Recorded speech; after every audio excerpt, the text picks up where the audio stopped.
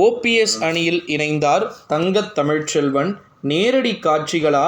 மிக முக்கியமான ஒரு தகவல் ஒன்றை பார்க்க போகிறோம் நண்பர்களே.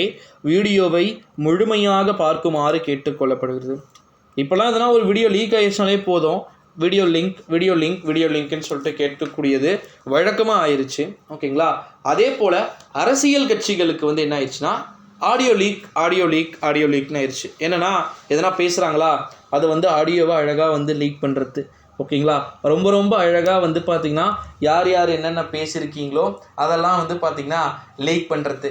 இந்த ஒரு சூழ்நிலையில் தான் நம்முடைய தமிழகத்துடைய ஓபிஎஸும் தங்கத் தமிழ்ச்செல்வனும் பேசியது அழகாக ஆடியோவாக பதிவு செய்யப்பட்டிருக்கிறது அப்படின்னு சொல்லிட்டு தகவல்கள் என்பது வெளியாகிருக்கு. ஓகேங்களா?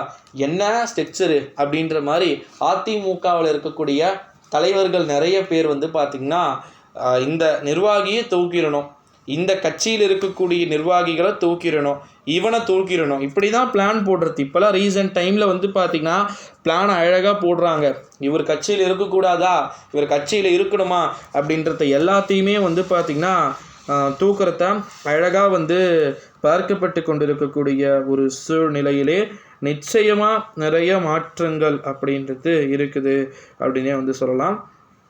அடுத்த மிக முக்கியமான ஒரு அறிவிப்பு என்ன அப்படின்னு பார்த்திங்கன்னா, ஒட்டு மொத்தமாகவே ஓகேங்களா ஓபிஎஸ் உடைய அணியில் இணைய வேண்டிய ஒரு சில சூழ்நிலைக்கு தங்கத் தமிழ்ச்செல்வன் போன்றவர்கள் பார்த்திங்கன்னா நடந்து அரங்கேறப்பட்டு கொண்டிருக்கக்கூடிய ஒரு வேளையிலே தேனி மாவட்டத்தின் மிக முக்கியமான அரசியல் களத்தில் இருக்கக்கூடியவர்கள் தான் தங்கமும் ஓபிஎஸும்.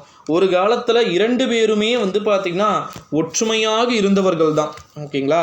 இந்த ஒரு சூழ்நிலையிலே ஏகப்பட்ட விதமான மாற்றங்கள் அப்படின்றது நடைபெற்று கொண்டு வருகிறது அப்படின்னே சொல்லப்படுகிறது நண்பர்களே.